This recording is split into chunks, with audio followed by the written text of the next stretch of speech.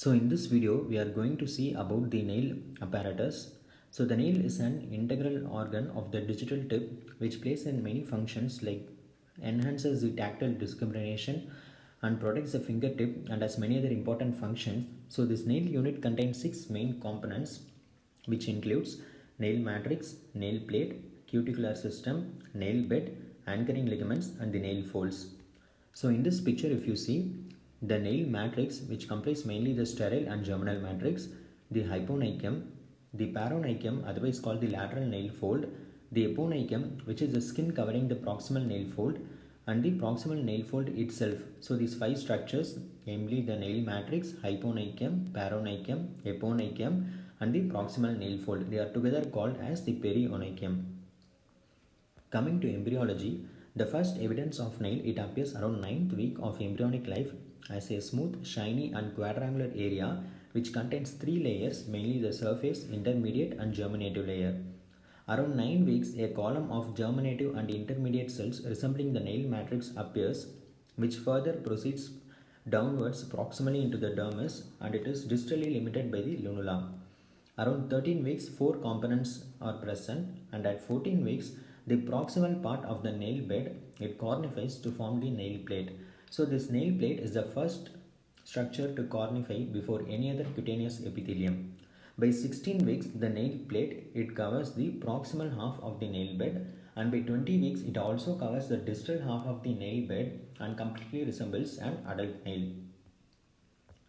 So in this picture, you can see the nail plate, it emerges from the proximal nail fold.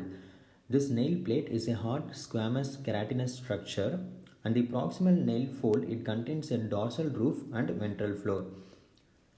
So this dorsal roof is present above the nail and ventral floor is present below the nail. This ventral floor, it contains the germinal matrix which contributes to 90% production of the nail, and this sterile matrix, it contributes to 10% production of nail, and also it gives strength and thickness to the nail. This hyponychium, it is the fingertip skin that is present immediately beneath the nail, and this nail bed, it is soft tissue that is present beneath the nail plate and the dermis. So the nail plate growth can be divided into 3 parts. One is from the germinal matrix, and then from the dorsal roof, and then from the sterile matrix. So as I mentioned already, this germinal matrix from the ventral floor, it contributes to 90% of the production of nail. So what happens is, the cells from the periosteum of the distal phalanx, they initially enlarge by a process called macrocytosis, and they proceed upwards proximally towards the nail plate. So as they proceed upwards and reach the nail plate, due to resistance from the nail plate, they become elongated and they get incorporated into the nail plate. And then the dorsal roof, it mainly contains cells that impart shine to the nail.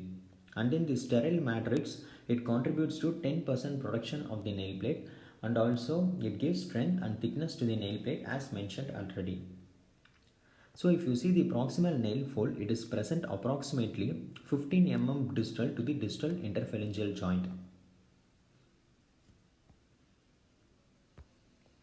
Here you can see the proximal nail fold, and the skin covering the proximal nail fold, we call it as the eponychium. So this cuticle, it is the tissue that is immediately distal to the eponychium in contact with the nail plate, and then the lunula, it proceeds from proximal to distal. It is a whitish opaque half moon shaped structure. So we will see that in detail.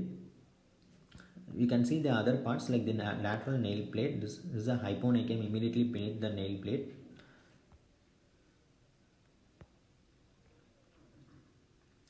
So this is the lateral nail fold, and here you can see the proximal nail fold and the cuticle.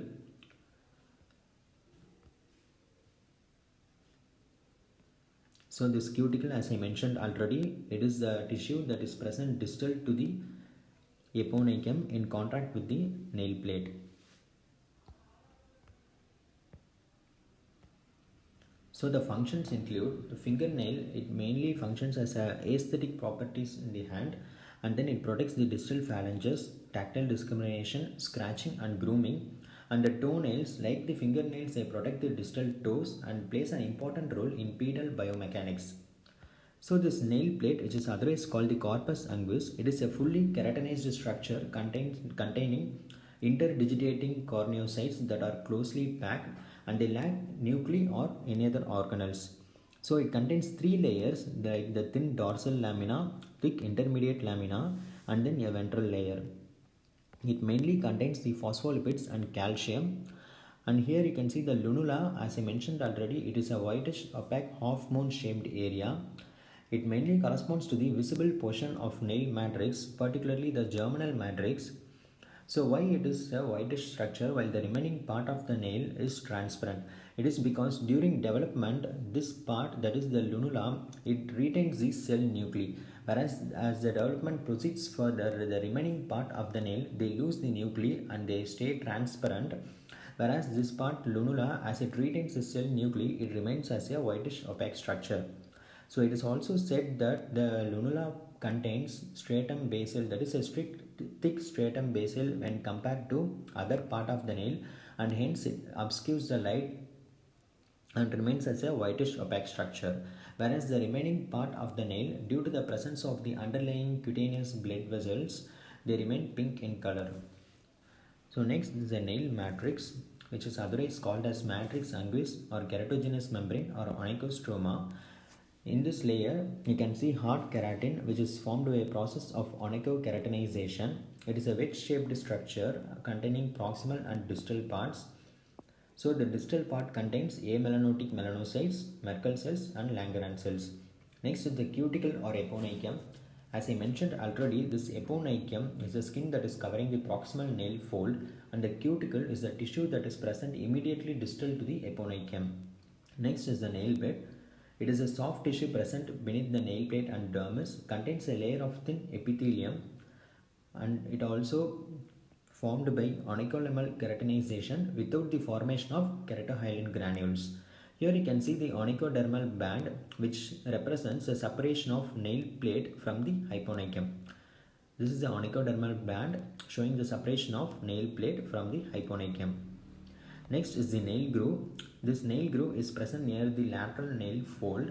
It contains anchoring ligaments which helps in the connection between the nail matrix and the bone. Next is the proximal nail fold.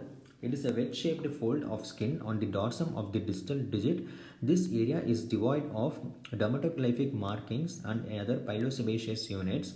So it contains two parts. One is the dorsal and ventral surface.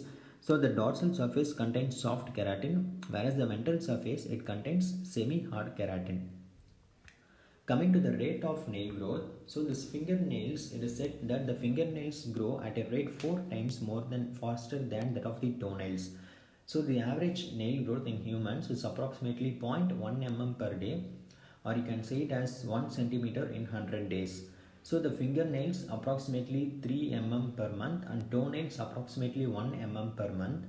And regarding regrowth, for complete regrowth of fingernails, you need at least 3 to 6 months, whereas the same for toenails would be at least 12 to 18 months. So clinical significance of nails, mainly in the capillary refill time or Blanch test. Any change in nail growth or morphology can be an indicator of any systemic illness or local injury. This DNA profiling of nails is an important tool in forensic medicine, and tight footwear can sometimes lead to nail infections, mainly by dermatophytes. Lack of essential fatty acids, mainly linoleic acid, can lead to splitting and flaking of nails, and some vitamin deficiency can also lead to dry, dark, or brittle nails. In anemia, due to reduced hemoglobin, the amount of hemoglobin reaching the nail bed through the capillary blood vessels is decreased, which appears as pallor in the nails. And also this nail, they aid in peripheral thermoregulation via glomus bodies in the nail bed and matrix.